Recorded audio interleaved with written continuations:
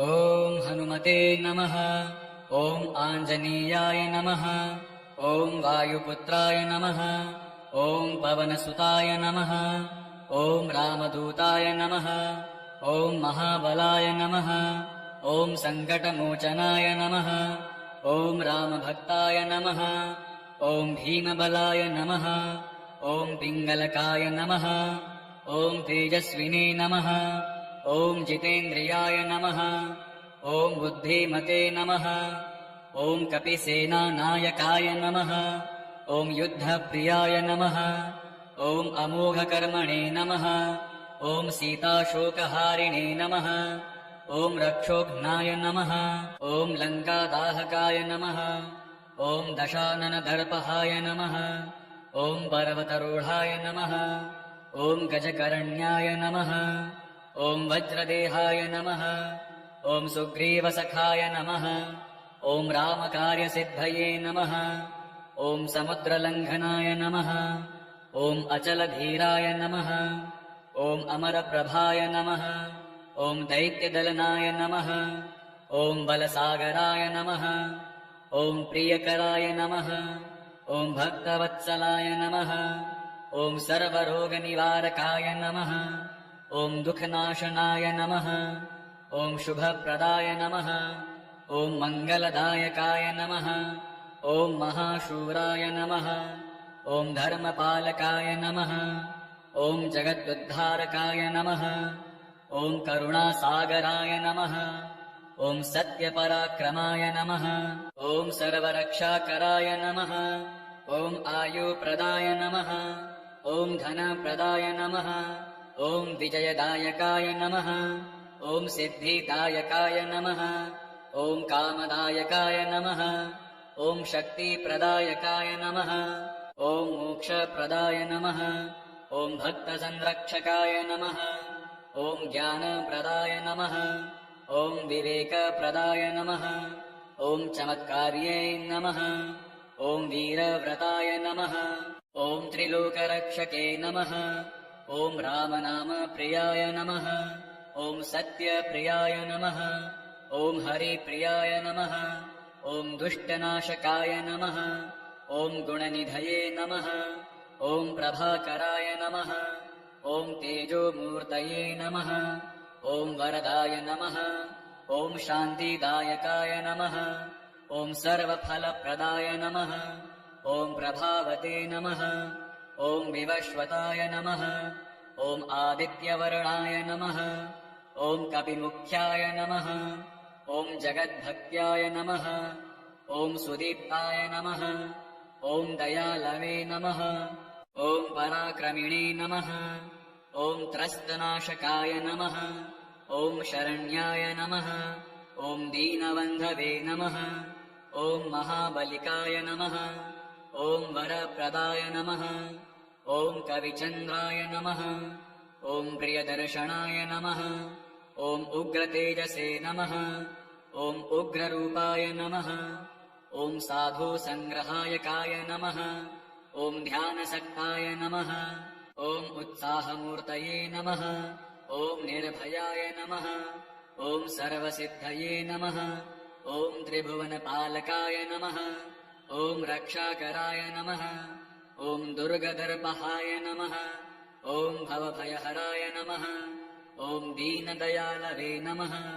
ॐ अनन्तवीर्याय नमः। ॐ तपस्विने नमः। ॐ अच्युतप्रियाय नमः। ॐ सद्गतिदायकाय नमः। ॐ सर्वत्र रक्षाकराय नमः। ॐ दैत्यहराय नमः। ॐ पावनाय नमः। ॐ आश्रयदायकाय नमः। ॐ महाप्राणाय नमः। ॐ भुवनपालकाय नमः। ॐ शौर्यमूर्तये नमः। ॐ हर्षदायकाय नमः। ॐ आनन्दकराय नमः। ॐ भक्तप्रियाय नमः। ॐ रामप्राणाय नमः। ॐ जगत्पूज्याय नमः। ॐ हनुमते नमः। ॐ आञ्जनेयाय नमः। ॐ वायुपुत्राय नमः। ॐ पवनसुताय नमः। ॐ रामदूताय नमः। ॐ महाबलाय नमः। ॐ सङ्कटमोचनाय नमः ॐ रामभक्ताय नमः ॐ भीमबलाय नमः ॐ पिङ्गलकाय नमः ॐ तेजस्विने नमः ॐ जितेन्द्रियाय नमः ॐ बुद्धिमते नमः ॐ कपिसेनानायकाय नमः ॐ युद्धप्रियाय नमः ॐ अमोघकर्मणे नमः ॐ सीताशोकहारिणे नमः ॐ रक्षोघ्नाय नमः ॐ लङ्कादाहकाय नमः ॐ दशाननदर्पहाय नमः ॐ पर्वतरूढाय नमः ॐ गजकरण्याय नमः ॐ वज्रदेहाय नमः ॐ सुग्रीवसखाय नमः ॐ रामकार्यसिद्धये नमः ॐ समुद्रलङ्घनाय नमः ॐ अचलधीराय नमः ॐ अमरप्रभाय नमः ॐ दैत्यदलनाय नमः ॐ बलसागराय नमः ॐ प्रियकराय नमः ॐ भक्तवत्सलाय नमः ॐ सर्वरोगनिवारकाय नमः ॐ दुःखनाशनाय नमः ॐ शुभप्रदाय नमः ॐ मङ्गलदायकाय नमः ॐ महाशूराय नमः ॐ धर्मपालकाय नमः ॐ जगदुद्धारकाय नमः ॐ करुणासागराय नमः ॐ सत्यपराक्रमाय नमः ॐ सर्वरक्षाकराय नमः ॐ आयुप्रदाय नमः ॐ धनप्रदाय नमः ॐ विजयदायकाय नमः ॐ सिद्धिदायकाय नमः ॐ कामदायकाय नमः ॐ शक्तिप्रदायकाय नमः ॐ मोक्षप्रदाय नमः ॐ भक्तसंरक्षकाय नमः ॐ ज्ञानप्रदाय नमः ॐ विवेकप्रदाय नमः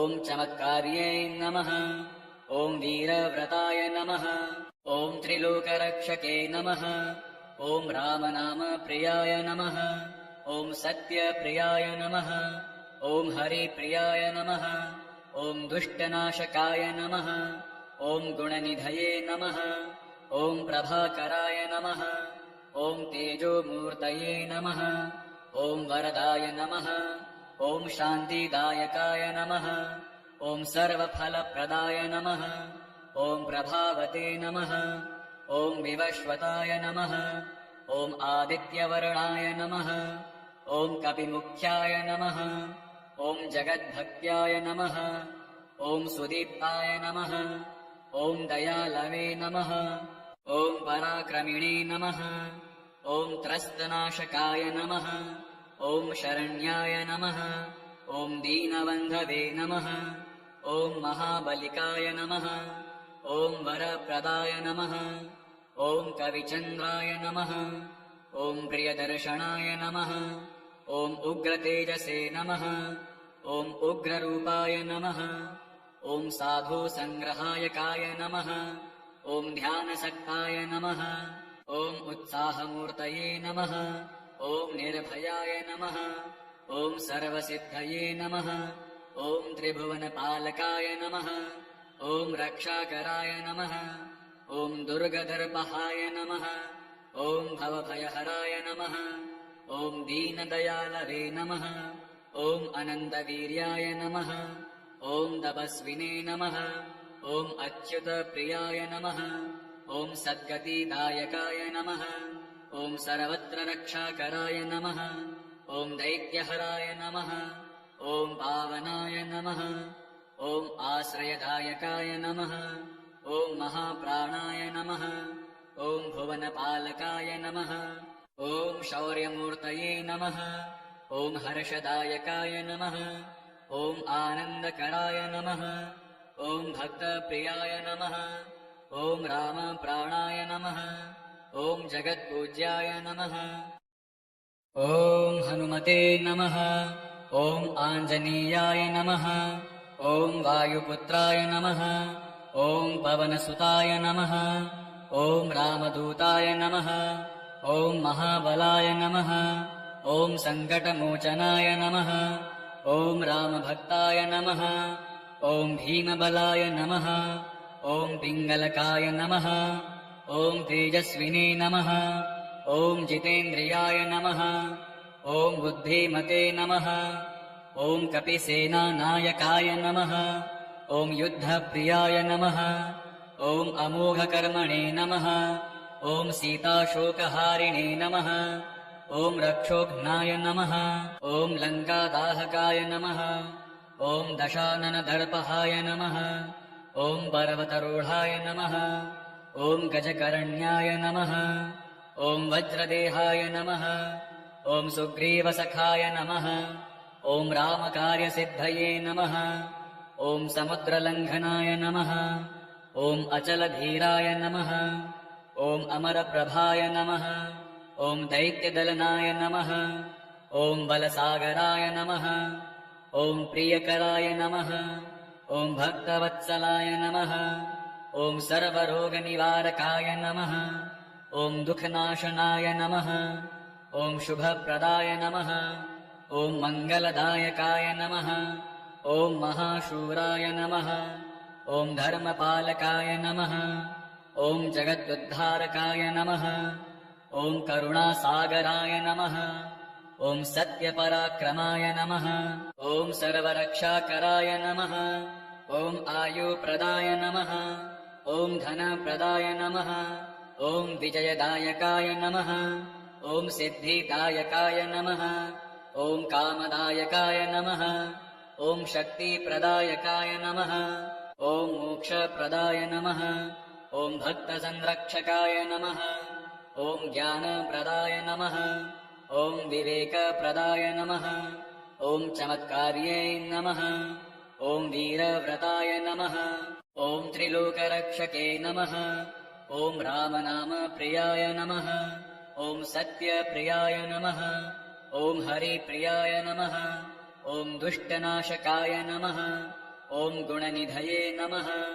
ॐ प्रभाकराय नमः ॐ तेजोमूर्तये नमः ॐ वरदाय नमः ॐ शान्तिदायकाय नमः ॐ सर्वफलप्रदाय नमः ॐ प्रभावते नमः ॐ विवश्वताय नमः ॐ आदित्यवर्णाय नमः ॐ कपिमुख्याय नमः ॐ जगद्भक्त्याय नमः ॐ सुदीप्ताय नमः ॐ दयालवे नमः ॐ पराक्रमिणे नमः ॐ त्रस्तनाशकाय नमः ॐ शरण्याय नमः ॐ दीनबन्धवे नमः ॐ महाबलिकाय नमः ॐ वरप्रदाय नमः ॐ कविचन्द्राय नमः ॐ प्रियदर्शनाय नमः ॐ उग्रतेजसे नमः ॐ उग्ररूपाय नमः ॐ साधुसङ्ग्रहायकाय नमः ॐ ध्यानसक्ताय नमः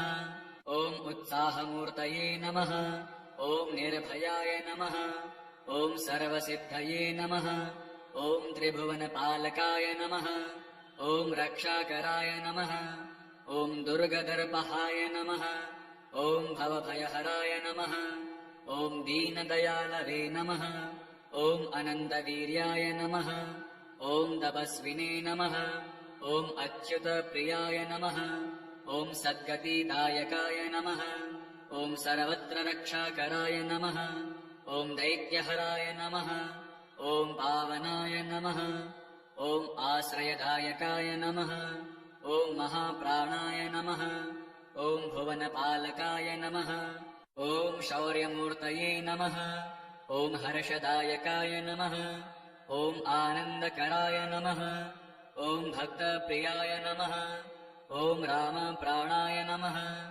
ॐ जगत्पूज्याय नमः ॐ हनुमते नमः ॐ आञ्जनेयाय नमः ॐ वायुपुत्राय नमः ॐ पवनसुताय नमः ॐ रामदूताय नमः ॐ महाबलाय नमः ॐ सङ्कटमोचनाय नमः ॐ रामभक्ताय नमः ॐ भीमबलाय नमः ॐ पिङ्गलकाय नमः ॐ तेजस्विने नमः ॐ जितेन्द्रियाय नमः ॐ बुद्धिमते नमः ॐ कपिसेनानायकाय नमः ॐ युद्धप्रियाय नमः ॐ अमोघकर्मणे नमः ॐ सीताशोकहारिणे नमः ॐ रक्षोघ्नाय नमः ॐ लङ्कादाहकाय नमः ॐ दशाननदर्पहाय नमः।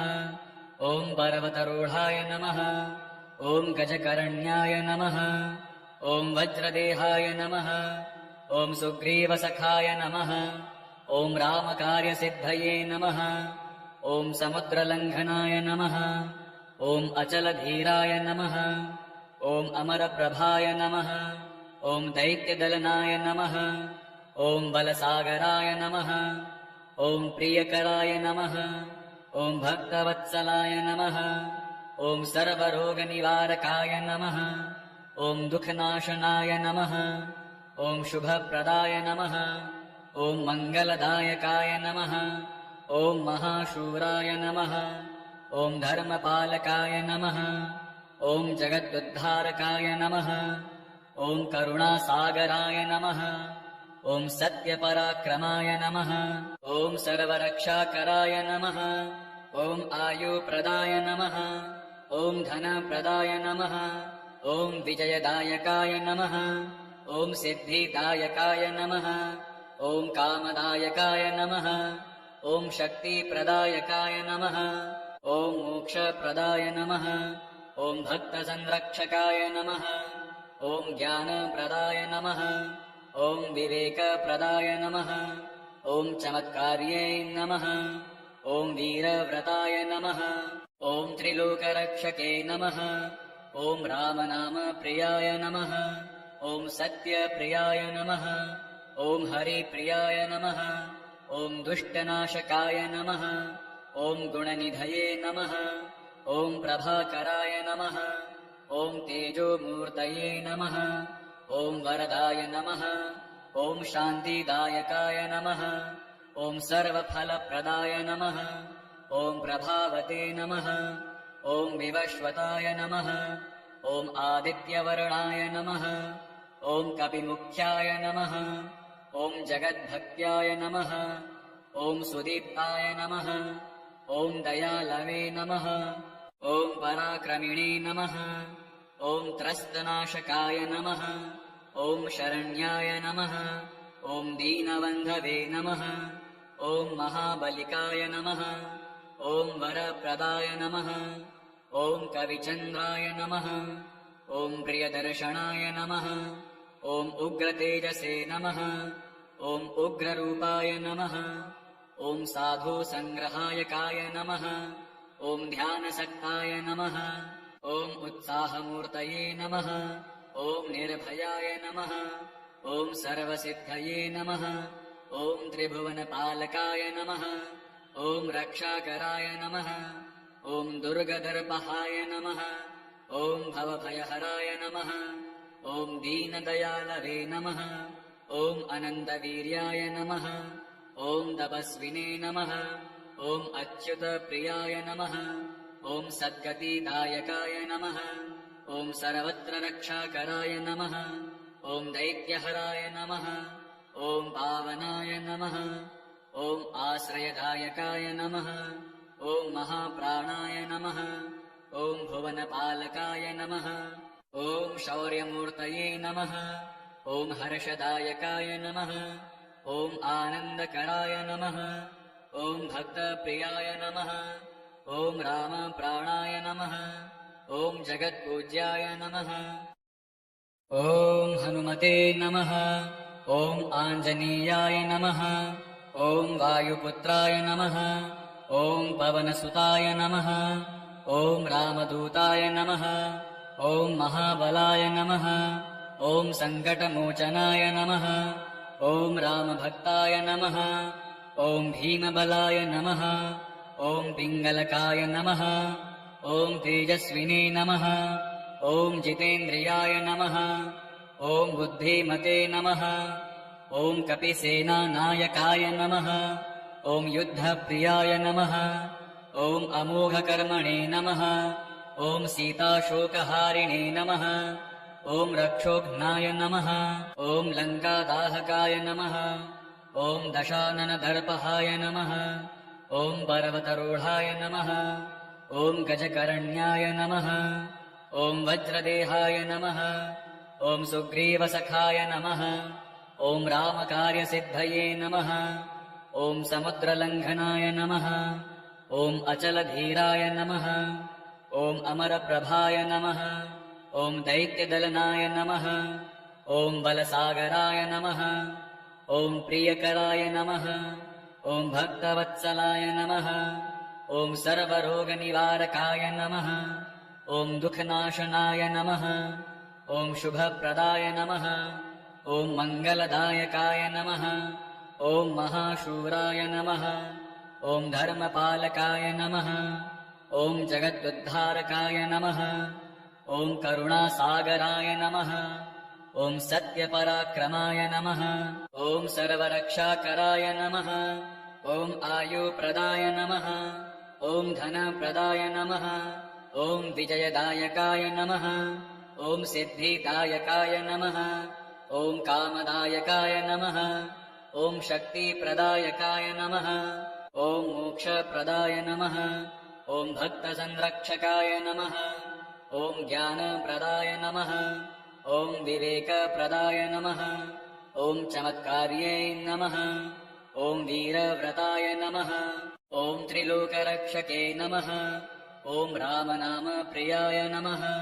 ॐ सत्यप्रियाय नमः। ॐ हरिप्रियाय नमः।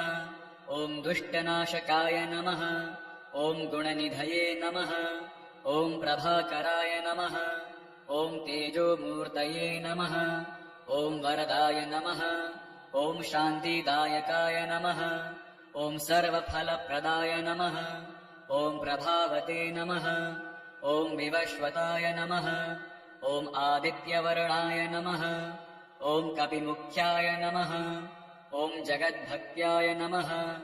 ॐ सुदीप्ताय नमः। ॐ दयालवे नमः। ॐ पराक्रमिणे नमः। ॐ त्रस्तनाशकाय नमः। ॐ शरण्याय नमः। ॐ दीनबन्धवे नमः। ॐ महाबलिकाय नमः। ॐ वरप्रदाय नमः। ॐ कविचन्द्राय नमः। ॐ प्रियदर्शनाय नमः। ॐ उग्रतेजसे नमः। ॐ उग्ररूपाय नमः। ॐ साधुसङ्ग्रहायकाय नमः। ॐ ध्यानसक्ताय नमः। ॐ उत्साहमूर्तये नमः। ॐ निर्भयाय नमः। ॐ सर्वसिद्धये नमः। ॐ त्रिभुवनपालकाय नमः। ॐ रक्षाकराय नमः। ॐ दुर्गदर्पहाय नमः। ॐ भवभयहराय नमः। ॐ दीनदयालवे नमः। ॐ अनन्तवीर्याय नमः। ॐ तपस्विने नमः। ॐ अच्युतप्रियाय नमः। ॐ सद्गतिदायकाय नमः। ॐ सर्वत्र रक्षाकराय नमः। ॐ दैत्यहराय नमः। ॐ पावनाय नमः। ॐ आश्रयदायकाय नमः। ॐ महाप्राणाय नमः। ॐ भुवनपालकाय नमः। ॐ शौर्यमूर्तये नमः। ॐ हर्षदायकाय नमः। ॐ आनन्दकराय नमः। ॐ भक्तप्रियाय नमः। ॐ रामप्राणाय नमः। ॐ जगत्पूज्याय नमः। ॐ हनुमते नमः। ॐ आञ्जनेयाय नमः। ॐ वायुपुत्राय नमः। ॐ पवनसुताय नमः। ॐ रामदूताय नमः। ॐ महाबलाय नमः। ॐ सङ्कटमोचनाय नमः। ॐ रामभक्ताय नमः। ॐ भीमबलाय नमः। ॐ पिङ्गलकाय नमः। ॐ तेजस्विने नमः। ॐ जितेन्द्रियाय नमः। ॐ बुद्धिमते नमः। ॐ कपिसेनानायकाय नमः। ॐ युद्धप्रियाय नमः। ॐ अमोघकर्मणे नमः। ॐ सीताशोकहारिणे नमः। ॐ रक्षोघ्नाय नमः। ॐ लङ्कादाहकाय नमः। ॐ दशाननदर्पहाय नमः। ॐ पर्वतरूढाय नमः। ॐ गजकरण्याय नमः। ॐ वज्रदेहाय नमः। ॐ सुग्रीवसखाय नमः। ॐ रामकार्यसिद्धये नमः। ॐ समुद्रलङ्घनाय नमः। ॐ अचलधीराय नमः। ॐ अमरप्रभाय नमः। ॐ दैत्यदलनाय नमः। ॐ बलसागराय नमः। ॐ प्रियकराय नमः। ॐ भक्तवत्सलाय नमः। ॐ सर्वरोगनिवारकाय नमः। ॐ दुःखनाशनाय नमः। ॐ शुभप्रदाय नमः। ॐ मङ्गलदायकाय नमः। ॐ महाशूराय नमः। ॐ धर्मपालकाय नमः। ॐ जगदुद्धारकाय नमः। ॐ करुणासागराय नमः। ॐ सत्यपराक्रमाय नमः। ॐ सर्वरक्षाकराय नमः। ॐ आयुप्रदाय नमः। ॐ धनप्रदाय नमः। ॐ विजयदायकाय नमः।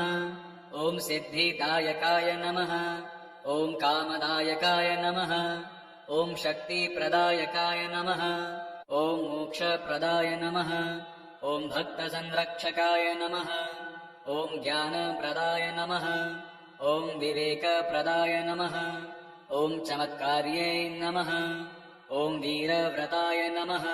ॐ त्रिलोकरक्षके नमः। ॐ रामनामप्रियाय नमः। ॐ सत्यप्रियाय नमः। ॐ हरिप्रियाय नमः। ॐ दुष्टनाशकाय नमः। ॐ गुणनिधये नमः। ॐ प्रभाकराय नमः। ॐ तेजोमूर्तये नमः।